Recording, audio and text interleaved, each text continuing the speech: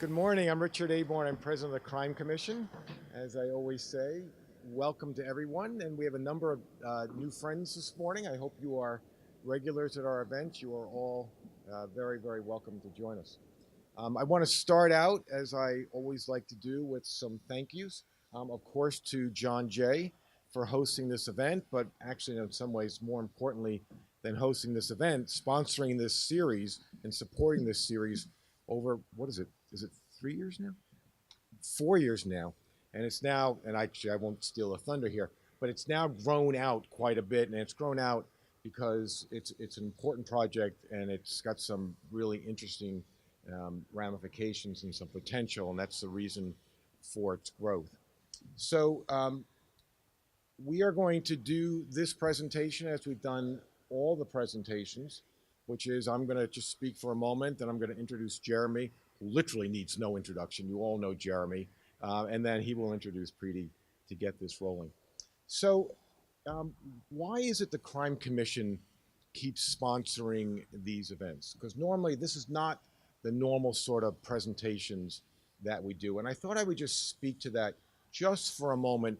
And in some ways, I'm going to be guilty of stating the obvious, but sometimes when you step back from these sorts of things, it's useful because it gives you a little sharper understanding of why this is important. I think, first of all, it is important because it is always good to be looking at what we've done in the past. And this sort of data analysis gives us the ability to do that. I have to tell you, and I'll let Jeremy and Preeti talk about this more, but the research that's done today actually came out of a conversation that started at one of the first presentations of this data, which is interesting. So you see these presentations have a life, have a continuous life. The second reason why I think these are so important is you do engender that dialogue. We've had some pretty robust conversations around this data at previous Crime Commission breakfasts. But the third reason for me is the most important reason, and that's this.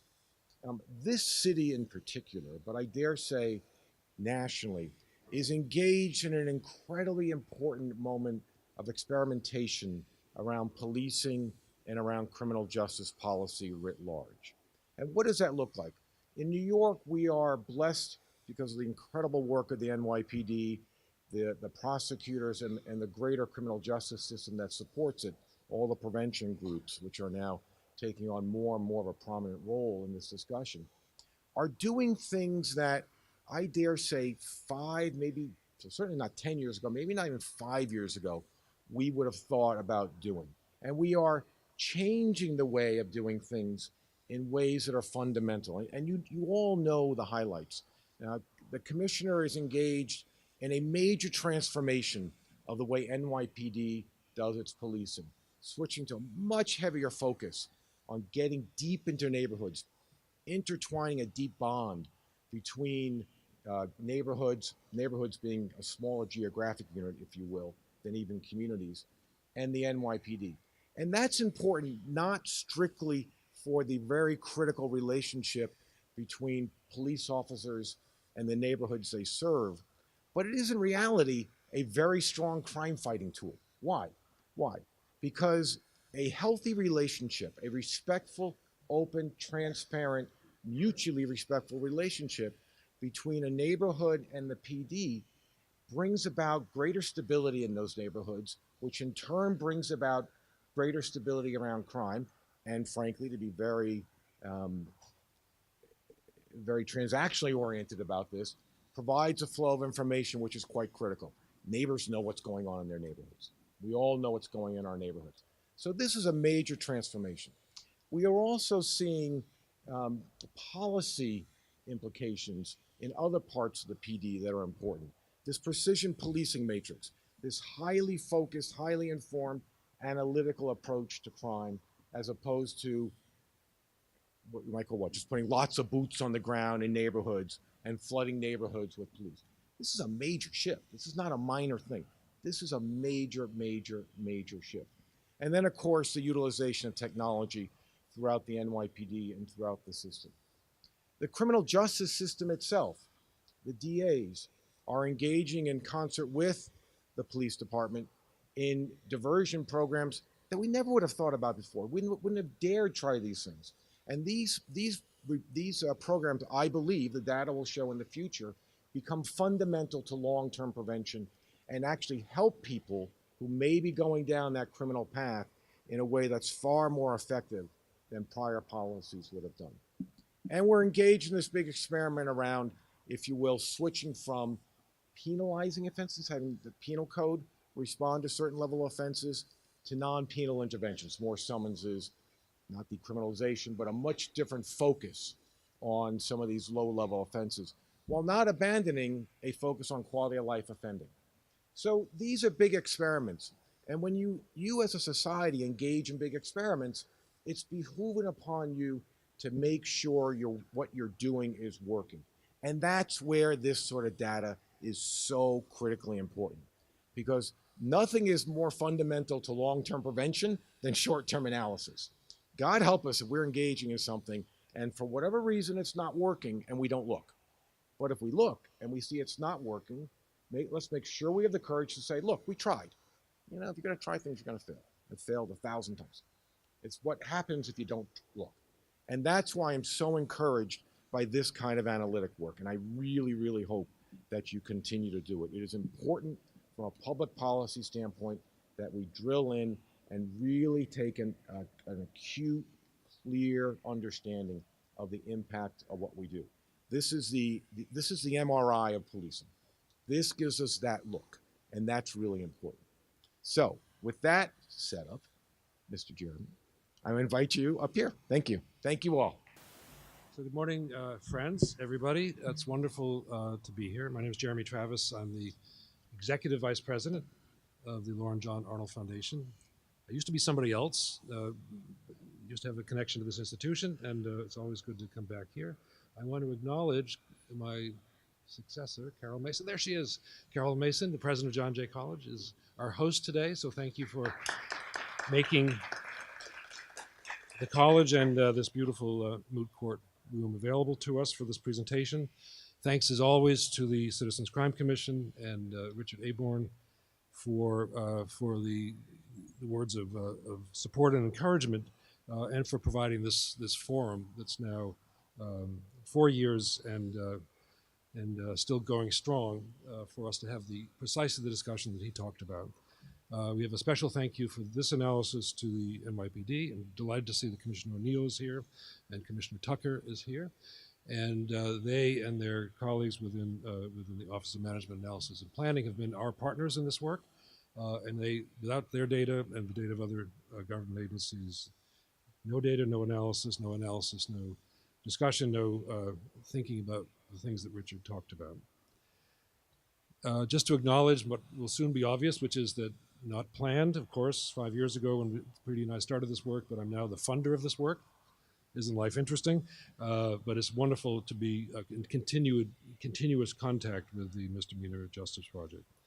And a special thanks to Preeti Chauhan, my colleague and partner and co-conspirator on this work, and to her team, some of whom are listed on the slide. She's collected really a first-rate team, but leadership matters, and she's the leader of that first-rate team, just doing phenomenal work that benefits the city, and you'll hear in a second is about to go national.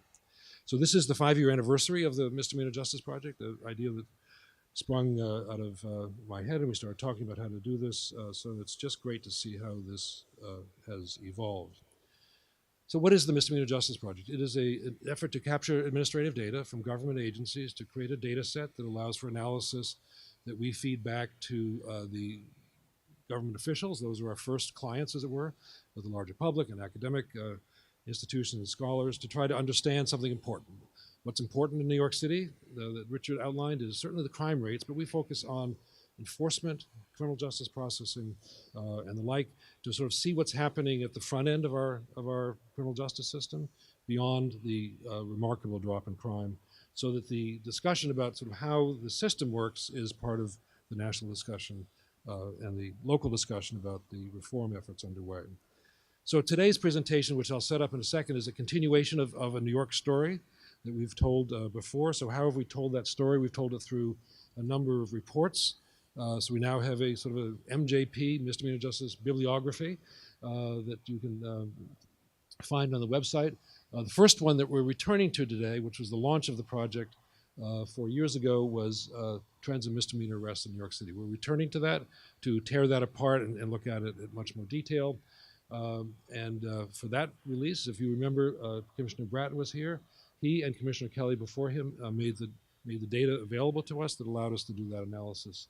It was a great honor to us that he was here. The second report we did was to look at a different enforcement practice, summonses, criminal summonses.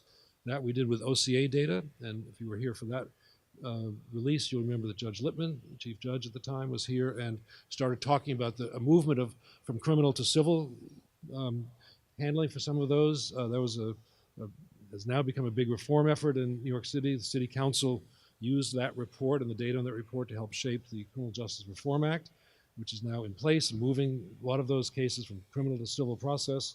And with Preeti and another colleague here, the MJP team is now doing an evaluation of that reform.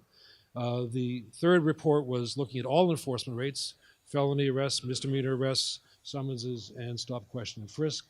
That report was triggered by Commissioner Bratton's prediction that in 5 years there'd be 1 million fewer enforcement engagements for enforcement actions between the NYPD and residents of New York. When we published that report, he was real close. It was about 100,000 off. It was about 900,000 at that time. I haven't tracked it since then, but that was another big moment for us. Again, to sort of help fuel and support a policy discussion in New York about reducing enforcement activity. We then took a look, we did with the NYPD's interest, but a lot of interest from prosecutors in particular and service providers.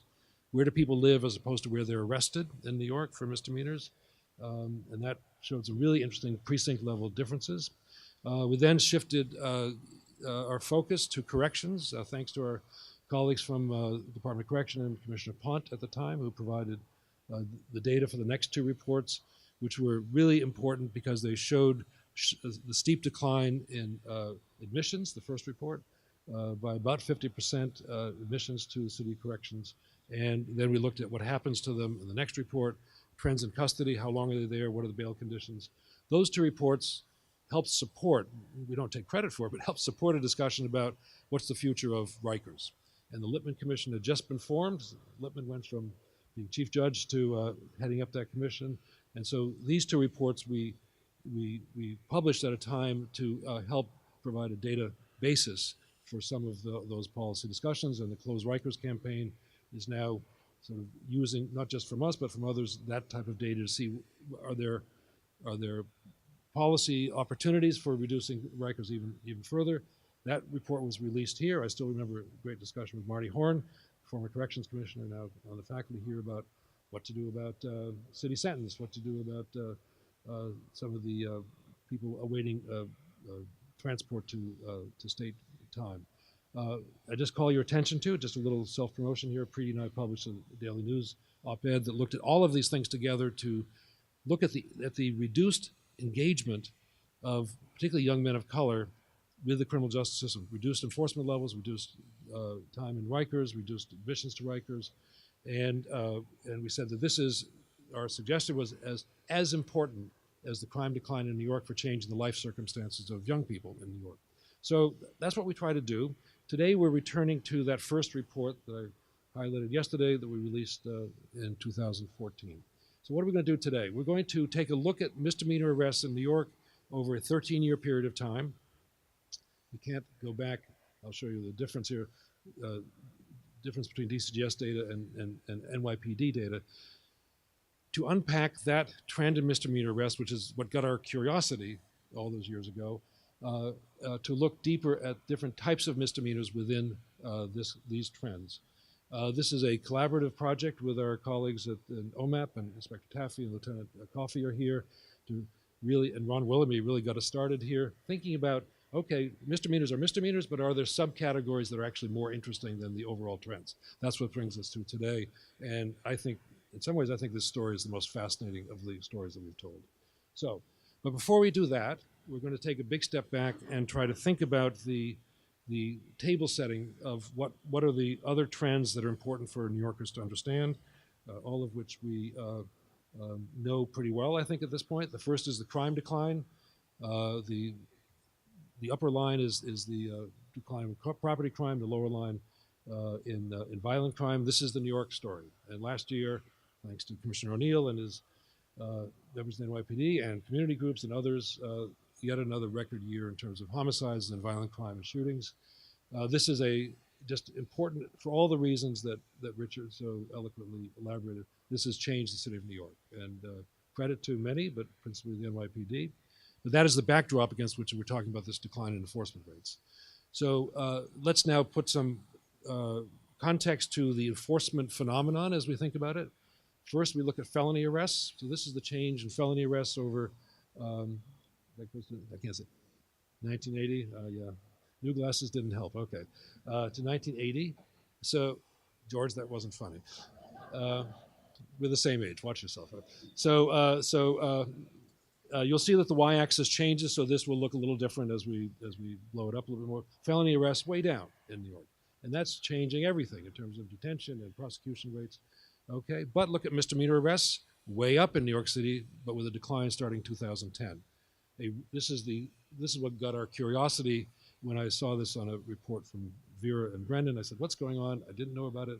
This is why we're here today, to try to understand that. But look at that significant increase in misdemeanor arrests. In 2010, the beginnings of a significant decline.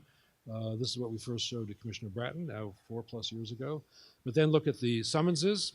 We don't have good summons data going way back, but sharp decline in summonses, and this with the Criminal Justice Reform Act in terms of criminal summonses will decline even more. But this is a significant change in processing of the way cops do their work. What used to be 346 Broadway summons parts do their work. And now with the legislative reform, there'll be even more change. And this is the one that got most people's attention acutely for a long period of time, which is the stop, question, and frisk phenomenon in New York. So we look at that sharp increase to a high of 600,000+, to a sharp decline. And last year, as I remember, the numbers went down to like 25,000 stops or so. So that's a story unto itself, but we want that not to be the only story, because that's not the only way that the system engages with people in New York. So we're now going to shift focus not to the phenomenon, but to the framing of the data. So if you look on the left, you'll see the number that we just had up there of felony, misdemeanor, arrests, pedestrian stops, and summonses. That's what I showed you before. On the right, it sort of looks the same, but it's not, because the right is the rate. So we always, when we present our data, like to remind people that New York has changed over this time period. There's 1 million more people living in our city since then. So you can't use the numbers and be accurate in terms of the way things are experienced at a community level. You have to use the rate. So the Misdemeanor Justice Project database has the census data embedded in it, so we always look at rate. It allows us, and what's so important here is allows us to look at these trends by demographic groups, by gender, by age, by race, over time, because the demographic makeup of the city has also changed. So we're just shifting gears here a little bit. It looks the same. It's not, because we now look at this per 100,000. So now I need my cheat sheet, because we're about to get a little bit more detailed. Okay. So within the misdemeanor arrest trend, which is where we started with our first report, we want to unpack that and look at types of misdemeanors within that trend. But let's just remind ourselves, now we have number, now we have rate. Rate is always, remember your 4th grade math, it has a numerator and a denominator. The denominator is the people, numerator is the actions of government. Basically the same trend line, but with a different perspective. So we're going to unpack that. And Preeti will do that work, but let me just show you how we want to unpack it. So bear with me for a second. There are misdemeanors and there are misdemeanors. They're not all alike. Some misdemeanors can be categorized as being more discretionary. They're all, except for one category, discretionary. They're more the exercise of officers' discretion. Another way to think of that is they're more proactive. That's one of the buzzwords these days, is proactive policing, proactive style of policing. They are more likely to be officer generated. I guess what we mean by discretionary. We then worked through all misdemeanors to create 2 categories. The first is Group A, not very imaginative, but A and B. So you're gonna have to think of this. There's a cheat sheet on each slide, but the A group are more discretionary, more proactive, more officer initiated, and I'll come back and talk about those three misdemeanor charges. The B group are moving in the other direction. They're more public generated, someone called likely, not always, but called, because the officer can stumble upon something and find something, and it's his decision, didn't actually get a call. More likely to be victim oriented, more likely to have a victim involved, and that's why people are calling. So the group A and the group B that's the framework for this analysis. Those two groups together constitute 66% of all the misdemeanor arrests in New York City. So it's a big chunk. It's not all of them. So the group on the right that we call the other, we could go through all of those, but you'd be here for a long time, and you could ask yourself whether they're more discretionary or less, and have some interesting discussions. We decided to use the ones that are the biggest volume and some that are the most interesting in terms of their trends, and sort of signify this distinction, somewhat artificial distinction, but with real meaning in terms of what you'll see in the trends between A, more proactive, B, more reactive, to use that phrase, which is somewhat misleading, but we don't have anything better. So watch the group A, which is now given to you with a color. It's the group A red. There's no political connotation here. It's just the red. And guess what the other one is? Blue. Okay. So just watch those colors as we go through this. Group A, more proactive. Group B, more resident generated, more likely to be in response to a complaint. But they constitute 2/3 of all misdemeanor arrests. So I've got one more slide here, and I'm going to spend some time on this. Oh, let me go back. So let's just talk about the charges here. So theft of services is almost always turnstile jumping, right? So there's a lot of discussion about how to handle these cases in New York, discussion between prosecutors and the police, public interest. So that's of interest to us. 95% of all arrests made under that broad penal law charge are theft of services.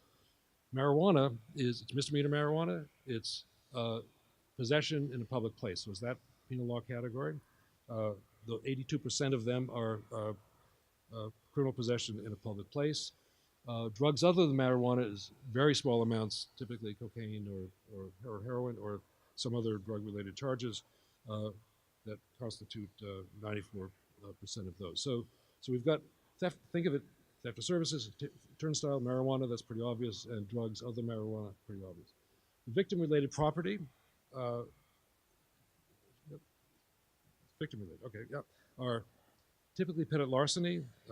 Slightly over half, 56% are petit larceny, or criminal possession of stolen property, a little over a third. So just think of those as taking something or holding something that's not yours, no value. And then the person-related tends to be assault in the third degree, 57%, menacing, 8%, and other sort of other random misdemeanors. So that gives you a sense of what we're talking about and why they're important, because these are high volume and have their own sort of distinctive properties in terms of offenses. Okay, so let's go next to so the big picture, and Preeti will take it from here and then break it down. So let's spend some time on this slide.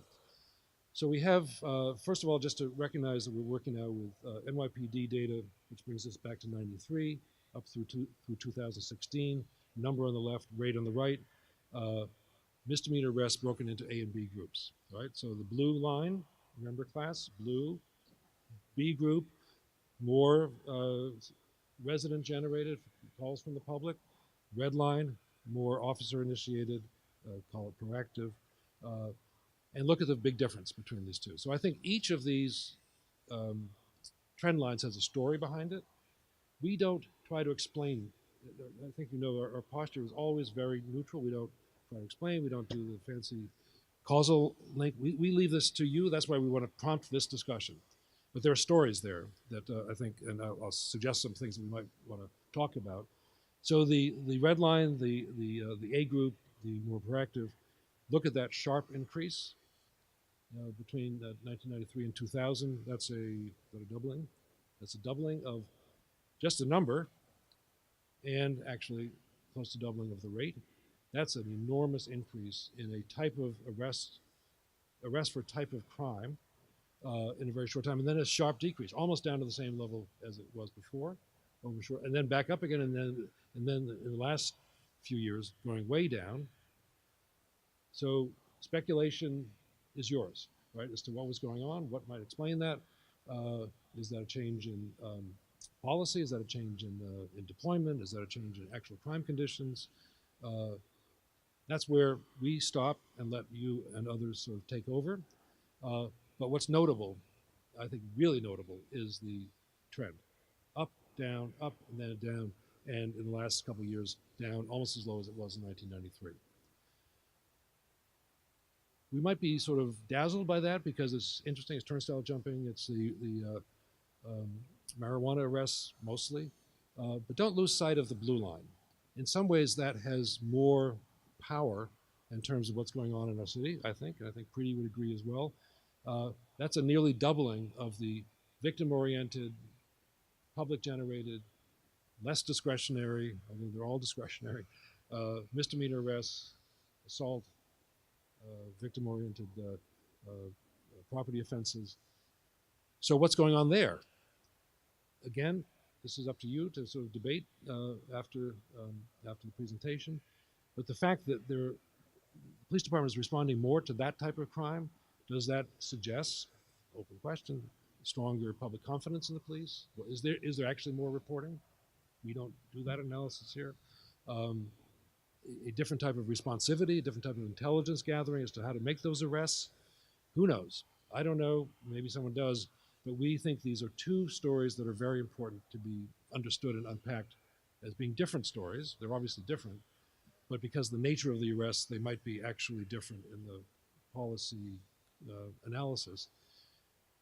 But what we think when we first saw this, that is one takeaway from today, is that in 2015, for the first time, the red line dropped below the blue line.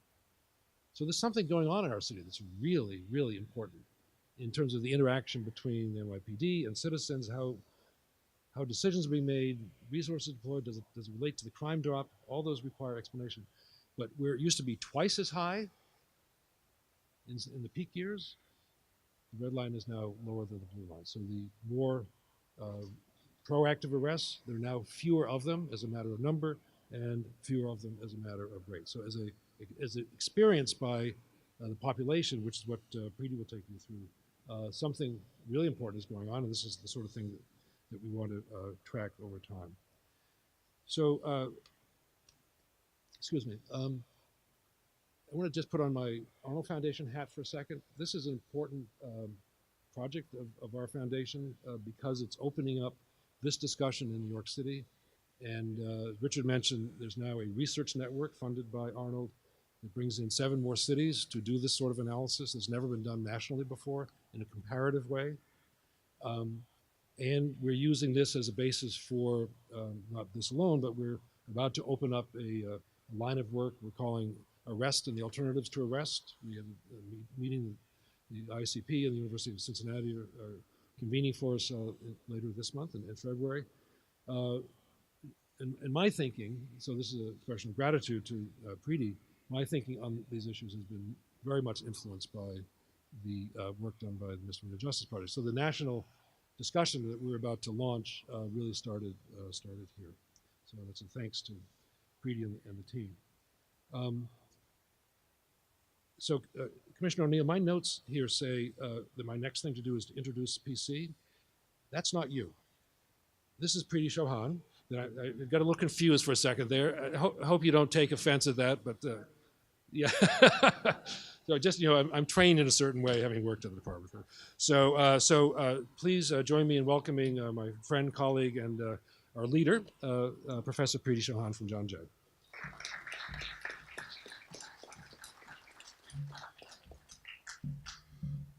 Good morning, everyone, and thank you so much for being here today. And thank you, Jeremy, for the introduction, and Commissioner O'Neill for being here as well, and First Deputy Commissioner Ben Tucker for attending. Just want to do a few acknowledgments. One is thank you to the Laura and John Arnold Foundation for funding this work. And Jeremy, thank you for funding this work. And Virginia Bursch in particular, who's been really supportive through this phase of the project. And also thank you to the NYPD for working with us to assist in creating the categories, providing feedback on all of the initial analyses. And also thank you to Inspector Taffy and Lieutenant Coffey for being here, as well as Director Doug Williamson, who is not here, and Chief Ward. And lastly, thanks to the MJP team for sort of supporting me and supporting all this work. We're just such a great team, and I'm so glad you're all on board. And then lastly, Richard and Ashley, this has been such a great partnership. This is the 6th presentation, and while it doesn't get any easier on the nerves, it is nice to know that this is sort of a continued relationship that can move forward. So you received a very large document earlier today, 150 pages, right? And there's a lot of narratives in there, a lot of sub-stories. And the point I think that I want to make here through the remainder of the slides is you can pick out small stories from all of this. And what we essentially did was we did deeper dives. And the idea here is that deeper dives can be really meaningful when you have an aggregate story, but you really want to understand how changes have differentiated by charges, but also by demographic subgroups. So I'm going to sort of highlight some of that here. As Jeremy mentioned, we have those Group A, Group B. So in the report, we disaggregated that by demographics, but also by borough. I won't talk about the borough level trends here. But then we also took all 12 of those charge categories and disaggregated that by demographics and borough. So you can combine different categories if you want to, if you think they're more meaningful. But we just put sort of all of that out here. And I'm just going to go back to this line. So this is the line that Jeremy showed you. This goes from 1993 to 2016. We don't go all the way back to 1980 because that is DCJS data, but the value of using the NYPD data here, which starts in 1993, is that it includes all arrests, not just non-fingerprintables. The DCJS data only includes fingerprintables. And the rate here I want to highlight is for the population of 16 to 65. That captures 99% of all arrests, and we think it reflects a better rate for our oldest age group, which is from 35 to 65. So this is the big New York City story. And what we're going to do is essentially unpack this in different ways. So you already saw this narrative. Jeremy talked about it, the Group A, the red, and you have a little legend on the bottom there. Theft of services and drug charges, less likely to be complaint-driven, more likely to be perhaps officer-initiated. And then Group B on the bottom, more likely to be complaint-driven and more likely to be a response for a call for service or a reactive arrest. And Jeremy showed you this, went through the big picture takeaway.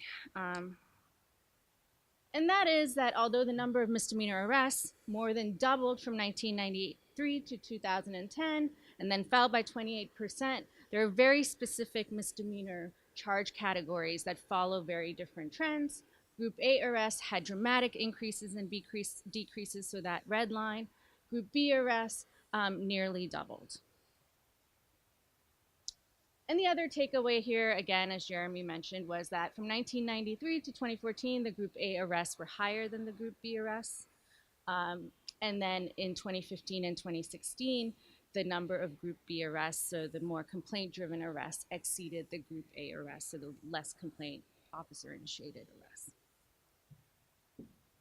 So let's unpack that a little and look at these arrest rates. So we're using per population base by demographics and compare Group A and Group B.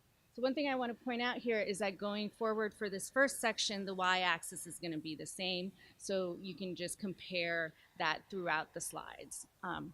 That will shift a little bit later on. So here on the left, we have men, and on the right, we have women, or females. And what we see is a near doubling for men from 1993 to 2000 for the Group A arrests, and then a down, and then an up, and then a down. And also a doubling from 1993 to 2016 for the calls for service or Group B arrests. And we start seeing that those two groups are starting to converge for the males. But unlike the aggregate story, the group B does not surpass the group A. And on the left is a different story for females. So what we see is actually the group B arrests, or the calls for service arrests, surpassed the group A arrests in 2001. And now these are actually diverging for females while they're converging for men. So two different stories here when we look at this by gender.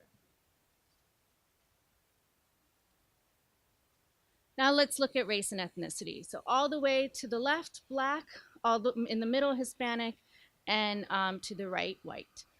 So there's the between group story here, which is that Blacks had higher arrest rates for both groups relative to Hispanics, relative to whites. And again, very dramatic fluctuations for the group A arrests for the Blacks, but also an increase in the group B arrests for Blacks. Less dramatic fluctuations for the group A arrests for Hispanics, and I just want to point out for the Blacks, there is a convergence of the group A and group B arrests in 2016. So they're nearly equivalent in terms of officer-initiated versus resident-generated arrests. For Hispanics, in 2015, the group B surpasses the group A. And for the whites, there's not a whole lot of the two groups really track each other, and there's not a whole lot of variability. And the last way we broke this down was by age, and we focused on 5 age categories: 16 to 17, 18 to 20, 21 to 24, 25 to 34, and 35 to 65. And what you'll see is these are the 3 youngest age groups, lots of variability, lots of fluctuations with group A. You'll see on the next slide with the 2 older age groups, much less so. So let's start all the way on the left, 16 to 17-year-olds. We see a lot of fluctuations as we did with group A arrests, but the fluctuation was actually the most dramatic for the 18 to 20-year-olds.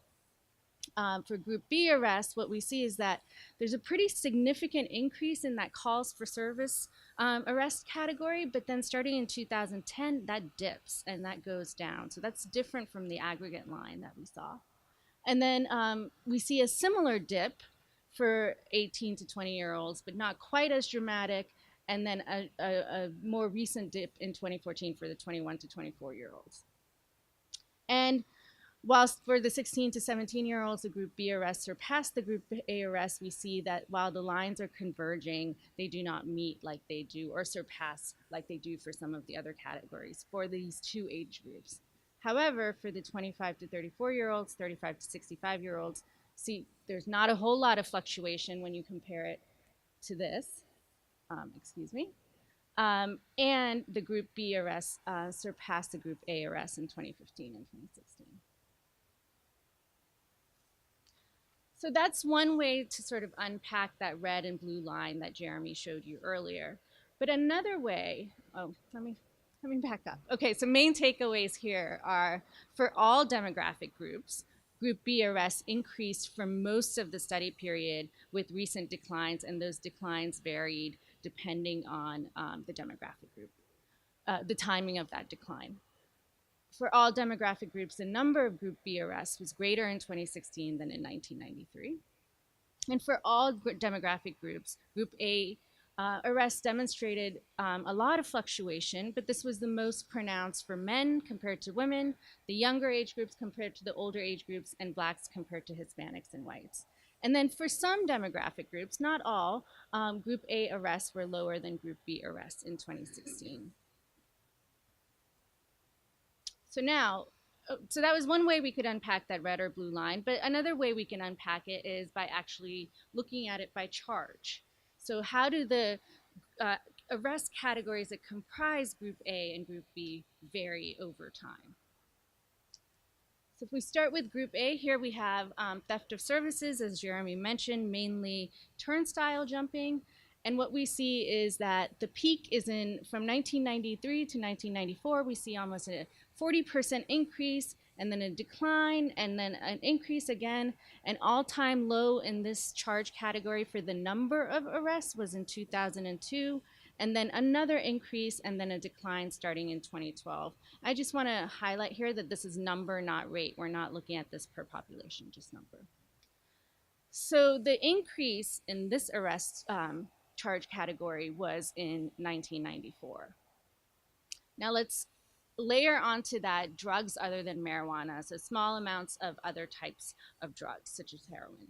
And what we see is that the peak for this charge category in the number of arrests was actually in 2001. So just a year later was the all-time low for theft of services, but in 1991, the peak arrest numbers for this charge category was in 2000.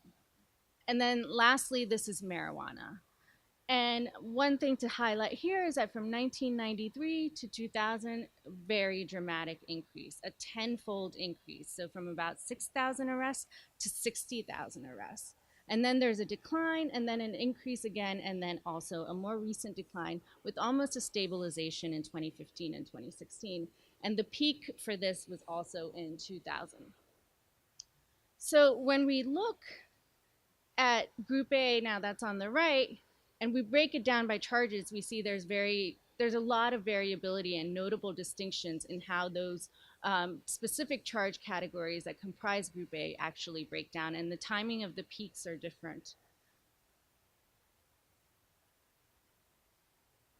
Now let's look at person-related charges.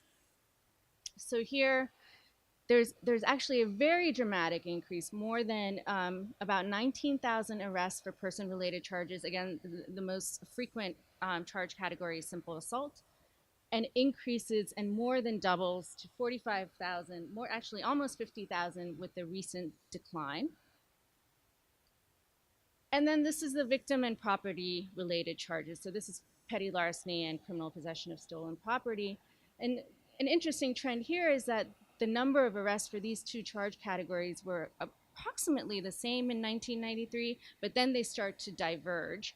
And the increases in the victim-related property charges were not nearly as dramatic as the increases in the person-related charges or crimes against person. So again, now if we sort of show the two side by side, we see that within Group A, there are also distinctive time trends in terms of the number of arrests. And this just sort of shows the two side by side to show that there's a lot of variability. And again, that misdemeanor arrest line that you saw, and even the Group A, Group B line that Jeremy showed you, masked all of this very meaningful information. So the takeaways here, and I just want to say this takeaway slide is different from what's in your handout for the second bullet, but the takeaway here is that theft of services, drugs other than marijuana, and marijuana really had very dramatic increases and decreases over the study period. And within Group A, the person-related, so the simple assault, increased very dramatically, while the victim-related didn't increase quite as dramatically. Now there's a third way, and this is the last set of slides I'm going to show you, is to actually then dissect this a little bit further. So delve in another layer into how these charges look by demographics, so the specific charges by demographics. So we'll start with Group A. And here you saw the number on the left earlier that I just showed you. On the right is the rate. So this is the number of arrests per 16 to 65-year adults for that year. So the rate line here, by the way, will be the black dotted line on the next slide, and it just allows for some calibration of how different demographic groups diverge or converge with the New York City theft of services rate. So what I'm going to show you now is, this is a lot, so I'm just going to highlight some things, and then we're going to focus on the age-related trends. So here, all the way to the left, are the rates for theft of services by sex, in the middle by race, and all the way to the right by age. So one thing I want to highlight is that for sex, you'll always see the same relative positioning of men relative to women, although the patterns might be different. So you see here that the most dramatic increases and decreases were for men. Women were relatively stable. For race, Same thing. The relative positioning of the three groups is the same for all the slides, but the patterns vary. But again, what you see here is that blacks had the most dramatic increases and decreases, always the highest arrest rate, followed by Hispanics, followed by whites, which are relatively stable. I'm not going to go into those because it's the same story sort of across the slides, across the charge categories. What's more interesting and what varies a little bit is actually the age-related trends. So let's sort of hone in on that. What we see here, the red line is 16 to 17-year-olds and the blue line is 18 to 20-year-olds. And what we see is, first of all, the rates for those two age groups very closely track each other for theft of service charges. Increases, decreases, and are sort of distinctively different from the other age groups. And in 2016, the red line, which is the 16 to 17-year-olds, dips below the green line, which is 21 to 24-year-olds. The orange line is 25 to 34, not as dramatic. And then the 35 to 65, low, relatively stable. So here we see that all of this variation is really the most pronounced among the youngest age groups. And to focus in now on marijuana, you saw the figure to the left, so 6,000 arrests to about 60,000 arrests in 2000, ups and downs, and on the right, accounting for the population base of 16 to 75-year-olds in New York City. And again, I'm just going to pause here. I'm not going to focus on sex and race, but I realize that many of you are seeing this for the first time, so I'm just going to pause here so you can take a look at this. And the point to make is that the relative positioning of men to women and blacks, Hispanics, and whites is the same. And this is the age-related trend. So the 18 to 20-year-olds, which is the blue line, had the most dramatic increases and sort of the most dramatic decreases. And in this case, the 16 to 17-year-olds and the 21 to 24-year-olds, which is the green line, closely tracked each other, which is the opposite of what we saw earlier, which was the 16 to 17 and 18 to 20. And then we see the 35 to 65 all the way on the bottom, sort of low and stable and distinct from the other age groups. And also, I think the point to make is that the youngest age groups had relatively similar arrest rates compared to the older age groups. Then there was a lot of divergence, and now there's some convergence happening again. Okay, the third category, and you'll see some different age-related trends here. So you saw the number earlier. On the right, the rate which tracks the New York City adult population. Again, for sex and race, the relative positioning of men to women is the same, though the patterns are different. The relative positioning of blacks to Hispanics to whites is the same, though the patterns are a little different.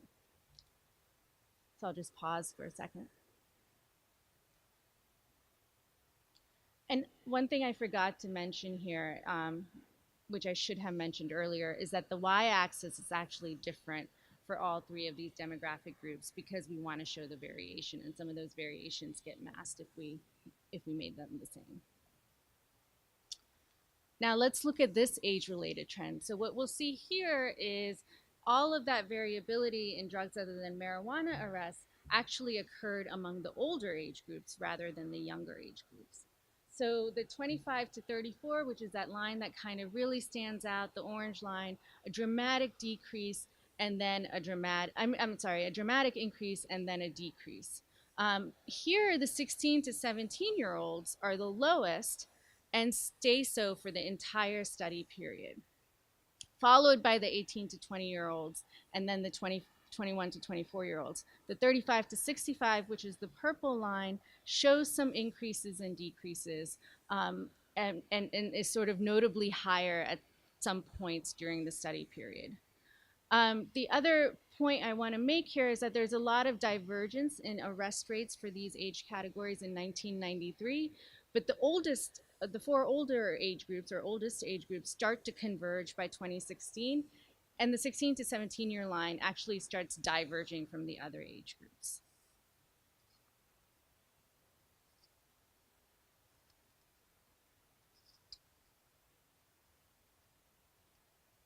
And now this is Group B charges. And we're going to sort of unpack this in the same way. So you saw the number earlier. The rate just accounts for that doubling of arrests by population. Here we have, again, sex, race, and age. Relative positioning of men to women is the same. Relative positioning of black to Hispanics to whites is the same, though the patterns are a little different.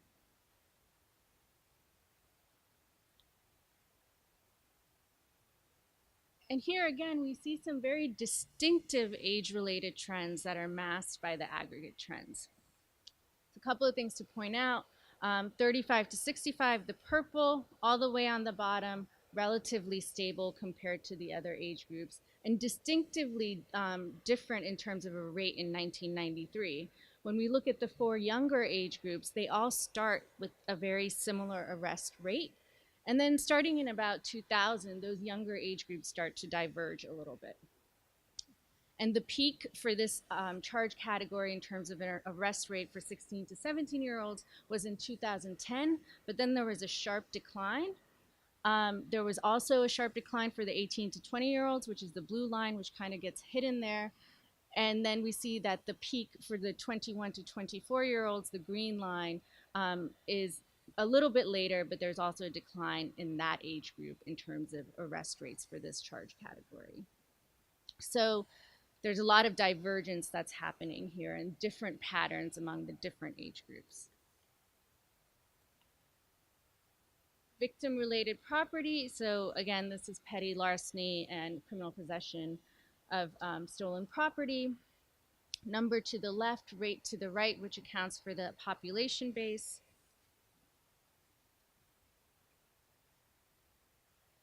And then sex, race, and ethnicity. Again, the relative positioning of men to women is the same. Blacks, Hispanics, and whites is the same. And then when we dive into the age-related trends, again, we see something very distinctive. So the line that really sort of pops up here is the 16 to 17-year-olds, that red line, which has a massive peak in 2009 and then dips, but is still sort of set apart from the other age groups pretty distinctively. The 18 to 20-year-olds, the blue line, also has a peak, though not as dramatic, and the decrease is not as dramatic, and is the second highest arrest rate in 2016. The 21 to 24-year-olds is next, 25 to 34, which is the orange line, and then finally the lowest is 35 to 65. So that's a lot of information in a very short amount of time. That's why you have the report. But I think, well, let me summarize this section. Over the course of the study period, the younger people, so the 16 to 20-year-olds, had higher arrest rates for marijuana and victim-related property charges relative to the oldest age groups, the 35 to 65. The older age groups, so in this case the 25 to 65, had higher arrest rates for drugs other than marijuana relative to the youngest age groups. So now, that was a lot of information to unpack in a short amount of time, and there's very specific numbers in the report, and there's also other very distinctive and interesting trends, including some of the borough level trends, which I encourage you to look at. But I think the point we really wanted to make with this presentation is that it's really important to sometimes disaggregate some trend lines to really show which charges are being impacted the most, also which demographic groups are sort of varying the most over time in terms of arrest categories. And I think the final thing is population base is important to consider when you're thinking about arrest trends.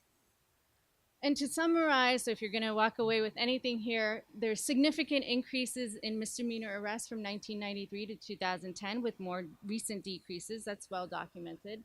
And when we break this down by our Group A, which is the officer-initiated arrests, and Group B, which is a more complaint-driven arrest, what we see is there's a lot of fluctuations in the Group A arrests, but not nearly, and there's fairly steady increases in the Group B arrests. And within Group A, we also saw very distinctive patterns in terms of the fluctuations. The theft of services, different peaks and lows compared to marijuana, compared to drugs other than marijuana. and by different demographic groups, so subgroups. So the youngest people experience the most fluctuations for marijuana and theft of services, but the oldest age groups experience the most fluctuation for drugs other than marijuana. And then within Group B, there are fairly steady increases by specific charges. Again, all group in 2016, every subgroup had higher arrest rates in 2016 relative to 1993, but the magnitude of that increase does vary by subgroup. So we could keep going with this and we could keep unpacking this, so we can look at how penal law codes actually vary, right? We can see how this varies by location, precincts, neighborhoods, and how these have changed over time. And the other thing I want to also point out is that these are not mutually exclusive, so we can also combine some of those demographic groups and see how these vary for young men of color. And the power of this data is really sort of endless. And we hope that, at least for now, this report really contributes to the robust policy conversations that are happening in New York City. And we're really excited to see some of our other jurisdictions, such as Seattle and Los Angeles, start undertaking some of these analyses so we can see how their trends compare to the New York City trends. And with that, I will stop.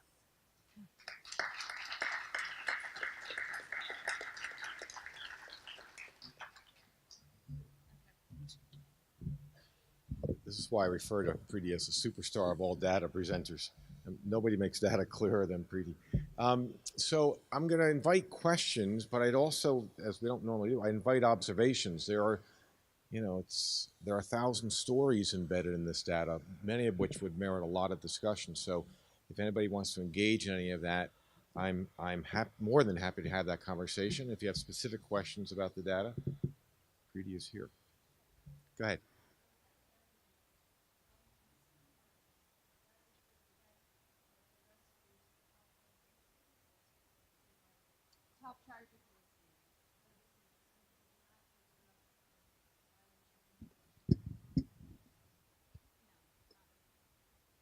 Yeah, I think there's another clarification question. If I can follow up on that, if I may. Particularly for non-officer initiated arrests, for the arrests that are initiated by individuals, these are actual arrests. It doesn't look at complaints, right? So these are complaints that result in an arrest. So the complaint lines might be different. Yeah. I just think it's an important distinction to understand. And I think it's worth mentioning that it's not as clean, so it could be that a simple assault isn't necessarily from a call for service or from a complaint per se. It could be that the officer sort of happens upon it, so it's not. That's why we use the language more likely versus less likely, because it's not perfect, but we think they're good enough proxies and felt comfortable enough with sort of using that language with these charge categories. Yes. So I'll ask another question while they're warming up. You're warming up, right? The this, I promise you, this is not a gotcha question. It really not. I literally want to know, because it might be an interesting thing to think about going forward. So you focused on the demographics of arrests, if you will. Did you do any work around the demographics of complainants, what the trend lines are of people who are actually reporting crimes? So I wonder if that'd be a way to be thinking about this trust issue a little bit. I don't know. Maybe, maybe not. But if you see fluctuations where people are willing to report crime. We did not look at that. We don't have the data for that, so we couldn't disentangle that. But it's a really interesting question. Does that data exist? Yeah, the PD has. I think the PD would have to answer that question. They just did. Oh, yeah. So there was an article published now 5 years ago, which it sort of speaks to your question a little bit. And it uses the National Crime Victimization Survey data for the New York City metropolitan area. So it's not just the NYPD, though it's a significant. And it essentially asks people, were you a victim of a crime? And if you were, did you report the crime to the police? And what she found was that over time, from 1993 to I think it was 2010, maybe, or maybe even 2008, that people in New York City were more likely to report crimes to the police because they thought they would be more likely to help. So it suggests some sort of transformation that's happening from 1990 to more recent years. That's great. That's exactly what I was thinking about.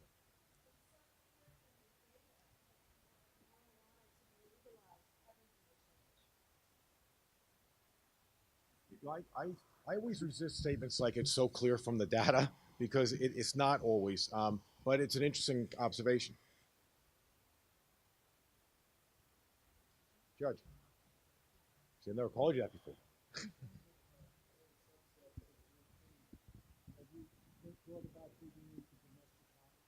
So that's a really good question, and we don't have a domestic violence indicator in our data set to be able to look at that. It's come up a bunch of different times in different conversations. Unfortunately, we're limited by the data that we have, and we don't have that flag.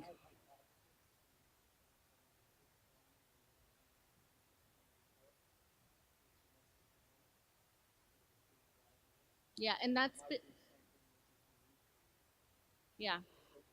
And that's been a hypothesis of some of our other stakeholders too, and seeing that this information is coming from the people that know it best. I'm guessing that you're right, and if we had the data, we would love to sort of break that apart. Anyone else? Hi. Yes, ma'am. Commissioner, Well, who's going? I have a Ma'am? question. Okay. Hi.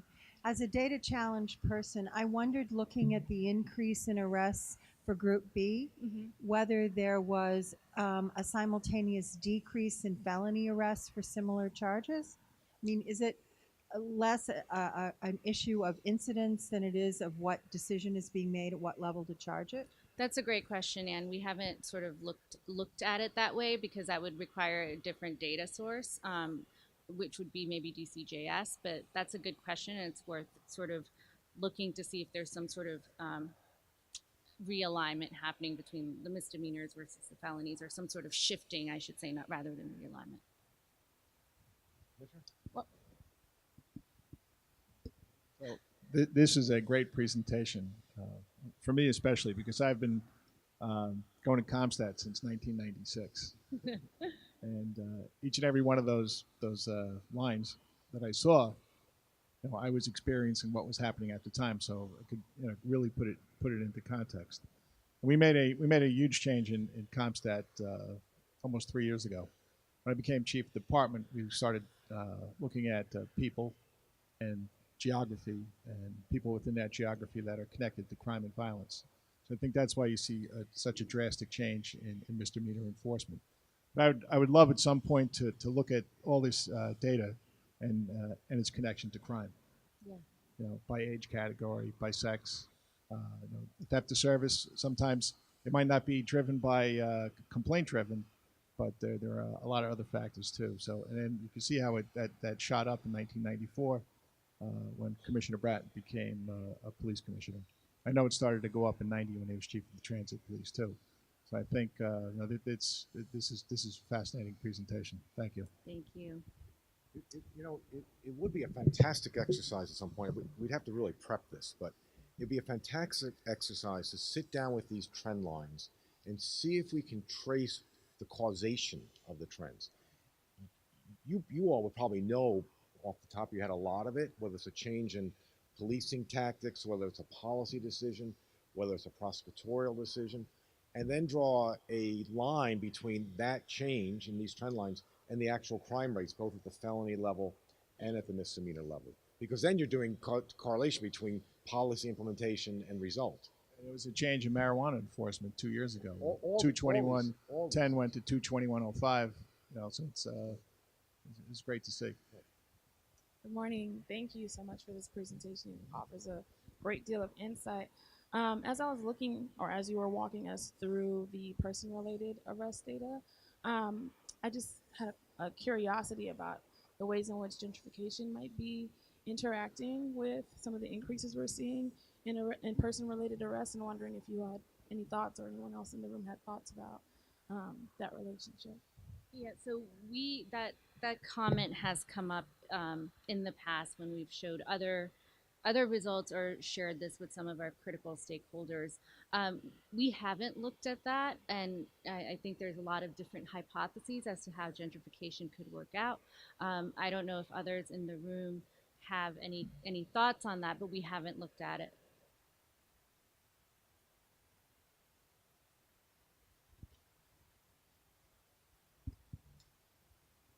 Hi, Jessica. I'm from the Borough President's Office, and what's interesting to me is that how this relates to homelessness as well, because I know the complaints that we get in our office about, stolen property and people harassing them are all about homeless individuals on the street, and I'm not commenting at all about whether they're accurate or, it's just people's perception of what's happening, but we definitely notice that everyone's calling about sort of homeless individuals, and that's what they're reporting. And I wonder if some neighborhood level analyses that show like concentration of homelessness versus concentration of arrests might sort of allow for some answering of that question. We just don't have the data. It's a comment I say a lot, or we're limited by the data that we have. Okay, Preeti, as always, you're the best. I mean, just fantastic, really fantastic.